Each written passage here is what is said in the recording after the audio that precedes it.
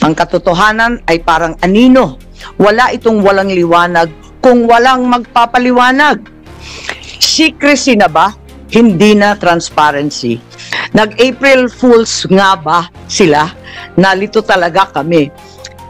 Wala na respetuhan ito sa isang kapwa co-equal branch of government.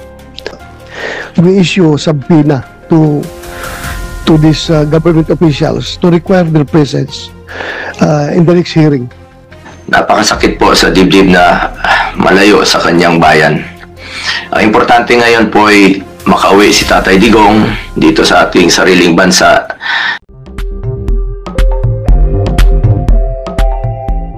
Tuluyang ganito ang mangyayari is I think we are now on the verge of a constitutional crisis kapag tuluyan nilang isnab yung ating imbitasyon. Wala na mangyari. Wala na respetuhan ito sa isang kapwa co-equal branch of government. So, Madam Chair, I would like to move that we issue subpoena to these government officials to require their presence in the next hearing. Kung meron ka pang gaganaping hearing, dapat masabpina ito sila para magkaalaman. Klaruhin natin ito. Ay, maraming salamat, Senator Ronald De La Rosa.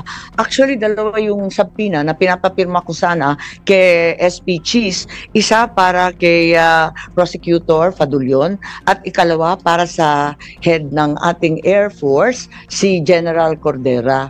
Pero yung dalawa, hindi ko pa natatanggap na pirmado. Ang sinabi ni SP, pinadala na daw niya sa legal ng Senado. Pero hanggang ngayon, wala pa rin tayong natatanggap.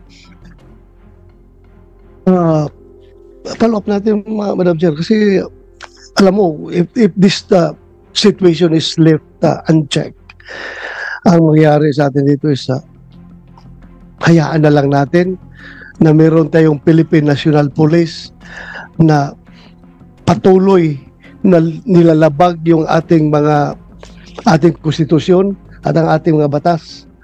Hindi po maganda ito, Madam Chair. Kaya nag-exist yung Senado, in particular, yung buong Kongreso, para meron tayong checks and balances. Hindi po pwede yung executive branch of government, hahayaan na lang natin na gagawa sila ng mga hakbang na lapag sa ating konstitusyon. So we are here to check them. So kung hindi sila magpapacheck, isnab sila ng isnab sa atin, then magkakaroon tayo ng constitutional crisis dito, Madam Chair. Sang-ayon po ako sa inyo at talagang hindi tama itong pangkalahatang sinasabi. Lahat na lang executive privilege, lahat na lang sub judice. Alam naman natin, hindi naman tayo lihis at alam naman natin na napaklaro ng Nery versus Senate, yung Ermita case, kaliwaliwanag na kinakailangan na talagang malapit sa Pangulo, ang impormasyon hindi makukuha sa iba, hindi naman ito magiging panganib para sa lipunan, kaya't paano po ito naging executive privilege, alam na po natin yan, at hindi naman tayo nakikialam dun sa bagay-bagay na sinaloob ng mga kaso at asunto sa Korte Suprema. Kaya ang palagay ko, dadami po ang sampina na hihilingin natin sa ating Senate President, marami na po, kasi kung dadalawa lang yung na-absent dati, pagkarami-raming absent, nakikita natin, tayo-tayo lang narito. Kaya nalulungkot po kami. At ngayon, tawagan naman natin si Senator Bongo.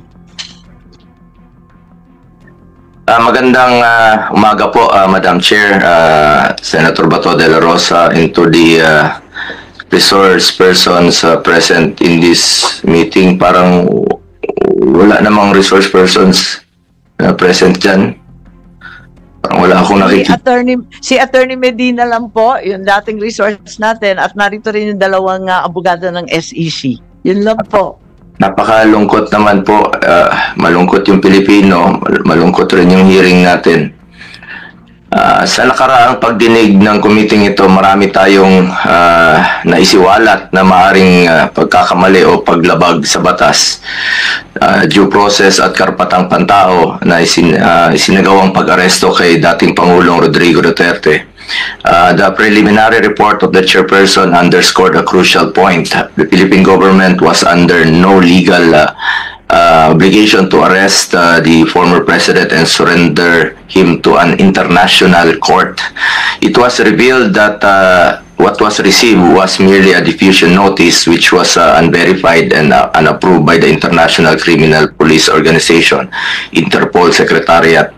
The government has repeatedly stated that the International Criminal Court has no jurisdiction in our country. Parating paulit-ulit yan. At hanggang ngayon, yan naman po pinag-uusapan na wala pong jurisdiction. Kung walang jurisdiction ng ICC, bakit pinayagang pumasok ang Interpol? Kung hindi kinikilala ng gobyerno ng ICC, bakit nila binigyan ng pansin ang arrest warrant mula sa ICC? At it was very fast. Napakabilis po ng pangyayari. I'm sure, kindly check nyo rin po sana. Baka maraming may mga red notice dyan na hindi naman minadali, hindi naman hinanap, pero ito, ang bilis po. Mas inuna niyo pang isinuko si dating Pangulong Duterte kesa sa matagal na sigurong nandyan sa listahan. At kung sinunod niyo lang po ang batas at tamang proseso, hindi niyo papayagan na ilipad lamang sa loob ng 14 na oras si Tatay Digong. Madam Chair, hindi natin maaaring ipagsawalang bahala ang seryosong implikasyon ng mga pangyayaring ito. Napaka-unhealthy po itong nangyari ngayon. Maaaring may mga batas at proseso ang ating bansa na nalabag at maaaring may mga karapatan ng isang mamamayang Pilipino ang naisang tabi. Kung ang dating Pangulo ng ating bansa ay maaaring tratuhin ng ganito, paano na lang kaya yung mga ordinaryong mamamayan? Ano ang garantiya na hindi ito mangyayari sa iba? Dapat bawat Pilipino, mataas o mababa ang katayuan sa buhay, dapat may gobyernong masasandalan na hindi siya pababayaan. Former President man o hindi, karapatan yan at lalo sa pagdating sa kanyang kalusugan, kaligtasan at buhay. Hindi rin ninyo isinaalang-alang na matanda na po si Tatay Digong, ang matatanda po, frail, fragile, sa totoo lang, harmless na po si Tatay Digong. For humanitarian consideration, kahit sinong lolo at lola natin, ginagalang at inaalagaan natin. Yun naman po ang ating kultura dito sa ating bansa. Ngayon, sa ibang bansa, mag-isa siya, napaka-stricto pa doon. Sino pong mag-aalaga kay Tatay Digong doon? Paano na lang kung may mangyari sa kanya doon?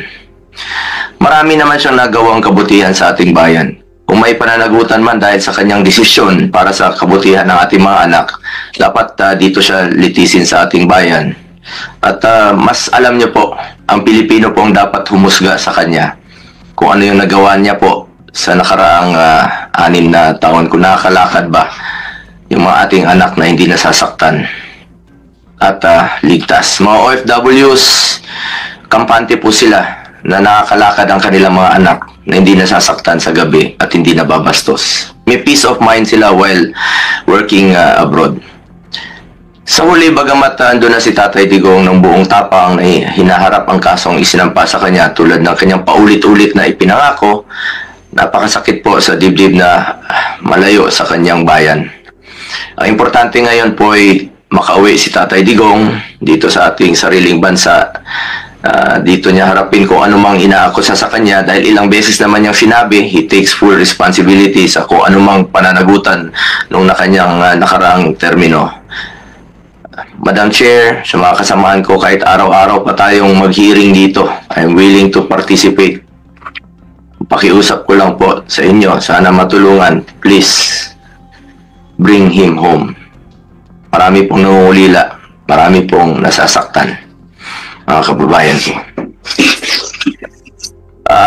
Noong nakaraang hearing, nasa Zoom lamang po ako, dahil hindi ko kayang humarap sa ilang personnel na mataas ang respeto ko, nirespeto natin, respeto namin ni Tatay Digong at hindi naman po marunong rumispeto. Ngayon naman po, hindi Hindi lang po ako tinakbuhan noon. Ngayon naman, tinakbuhan na naman ng komite. Wala sila. Nabanggit po ni Senator Bato de la Rosa kanina, respeto naman natin, no, na nag-i-invoke po ang ilan ng executive privilege, may mga excuses. Pero bakit ganon hindi pantay?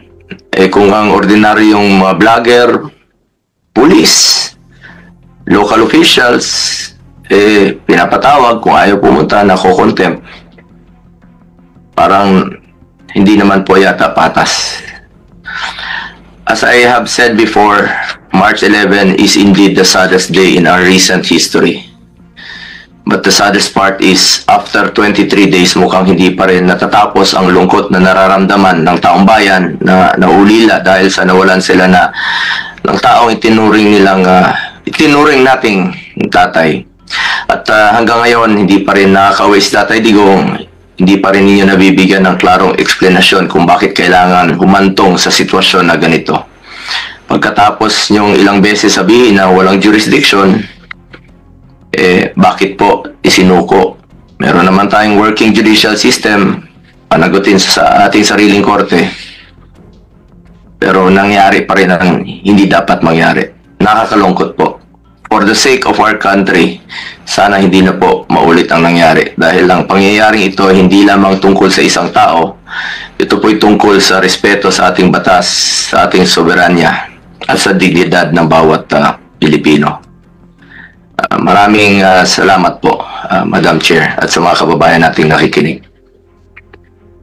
Maraming salamat, Senator Bongo, at talagang lahat kami ay nalulungkot.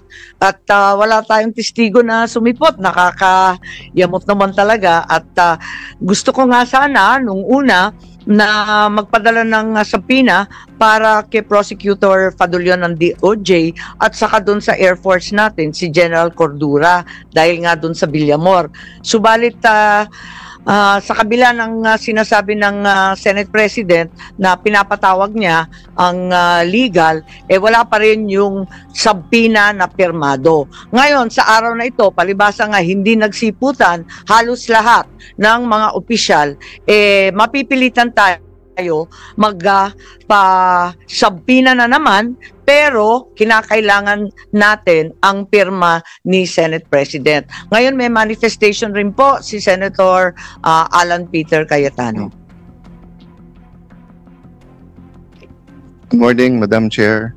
Sa ating colleagues kay Senator Bato, Senator Bongo, Mista, magandang umaga sa inyong lahat. Well, siyempre po, nalulungkot po ako na para tayong pumunta ng birthday party, walang dumating na bisita. But unlike a party, you can celebrate naman with your closest friends, family. Pero dito po sa hearing, I think we can still be productive. But ayoko naman, Madam Chair, na pagalitan yung present dahil maraming absent. So may I take the opportunity to thank very much Attorney Alexis Medina, Attorney Santiago, Attorney Bernal. Alam namin na pag ganito kabigat yung issue ay may consequences din yung pagsasalita, may consequences yung pag-a-appear. But Madam Chair, I think, more than kind last hearing in terms of not pressing my questions kapag sinabi nilang sub judice. But just to clarify, well settled na yan, whether sa jurisprudence or sa history ng Senate, na mere filing of a case or mere pendency of the case does not stop the hearing, nor is it a reason for them not to discuss. In fact, pagka yung executive department, matetest pa nga yung consistency na kung ang sasabihin nila dito at sasabihin nila dun sa korte ay pareho. Yung sub judice rule kasi, and correct me later on, Attorney Medina, kung mali, it's really more of to protect the integrity of the court and the fairness para hindi dinidiscuss yung case, para hindi sila ma-pressure. Yung sub judice rule is not meant para yung kung may inconsistency sa ibang bodies, sa SEC, quasi-judicial bodies, or dito sa Congress or sa Senate. Kasi kung yun po ang kaso, di lahat ng ginagawa ng mga COM ngayon, ng mga TRICOM, QUADCOM, ang kailangan lang gawin ng witnesses nila ay mag-file ng kaso against themselves, tigil na yung hearing, no? Number two, there are many points regarding other guests. For example, General Torre, no? He's not covered by executive privilege unless the president talk to him directly. Ang executive privilege, sa pagkaalam ko, kasi kasama po ako doon, ako po nag-chair nung investigation sa ZTE nung na-discuss po tong mga issues na to at na-bring up for the first time in, at least in a recent history, yung executive privilege. Ang purpose ng executive privilege, pareho din ng purpose nung privilege na binibigay, for example, sa journalist, that hindi nila kailangan sabihin kung sino ang kanilang source, or kaya mag-asawa, or yung doktor at pasyente, or abogado at saka kliyente. Ang purpose kasi nun, the client and the lawyer can freely discuss. Ganun din, ang doctor at saka pasyente can freely discuss kasi they will not be compelled to testify, no? Against his client, against doctor. Pero lahat yan, meron ding isa pong exception, no? For example, sa doctor, if iaminin sa kanya that a crime is about to happen sa United States, then they are required to say that. So ganun din po dito sa executive privilege. Malinaw sa Supreme Court ruling, you cannot use executive privilege if ang pinag-uusapan may crime ba o wala, or if it's to cover up a crime. At this point, we're not saying there is a crime to cover up, but I will bring up that point right now. So ma'am, of course, under your leadership, and siyempre, may emotions naman talaga si Senator Bongo last time, kayo po. Ako, try ko lang pigilan. Talagang bantay na bantay ako ng asawa ko na wag uminit ulo last hearing, no? Kausap ko rin ng Senate President na let's check the facts, apply the issues, wag mo nang banat ng banat kasi nga baka hindi natin nakita yung buong video. So having said that, I think lahat naman nahimasmasan, lahat naman po tayo ay nakapag-reflect. So I was reflecting on, and ma'am, pwede ba after this just to show a short video ni General Torre? Kasi ito mga Republic Act number 7438, an act defining certain rights of a person arrested, detained, or under custodial investigation, as well as the duties of the arresting, detaining, and investigating officers, and providing penalties for the violation thereof. May I also, akin to court na pagkawala po o hindi pinayagan yung ebidensyang i-offer,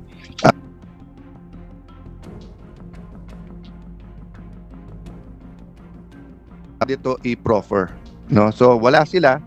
Pero hindi ibig sabihin hindi ko pwedeng ilagay sa record yung tanong at baka sa media nila sagutin, baka dito later on.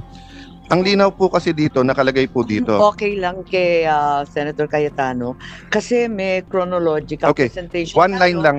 At saka si Senator Bato gustong pag-usapan din yung arrest. Sige ma'am.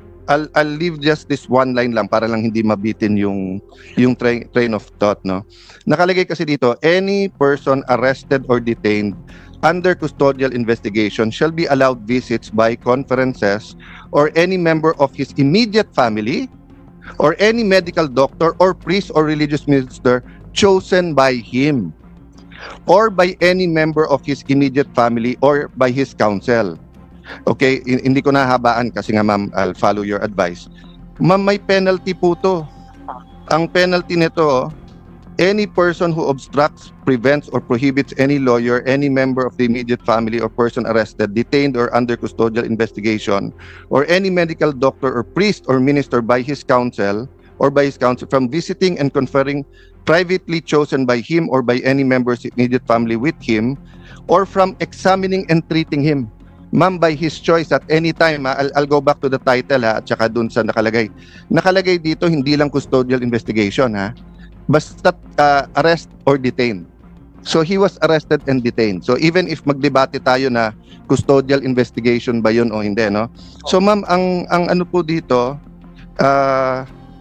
ang penalty is imprisonment of not less than 4 years nor more than 6 years and a fine of 4,000 pesos. So ang question ko, meron na bang report dito sa arrest at kinasuhan ba si General Torre? Last question, ma'am. Tuwing magpapa-aresto lately, parang ang pinaka-effective si General Torre, di ba? So nung pina-aresto si Pastor Kibuloy, grabe yung mga nangyari at ginawa, di ba? Nung pina-aresto po si President Duterte, yun naman pinag-uusapan natin, nakita naman natin.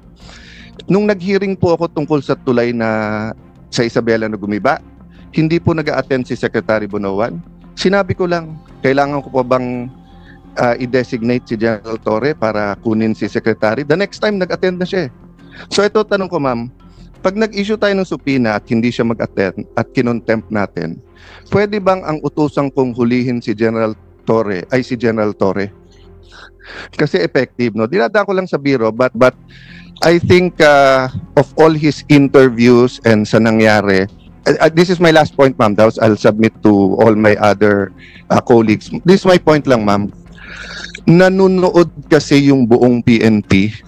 Nanunood yung mga teachers ng constitutional law, mga estudyante. Nanunood ang mga estudyante ng criminology. And di ba sabi nga nila, yung bata, hindi mo pwedeng turuan sa salita. Natututo yung bata sa gawa.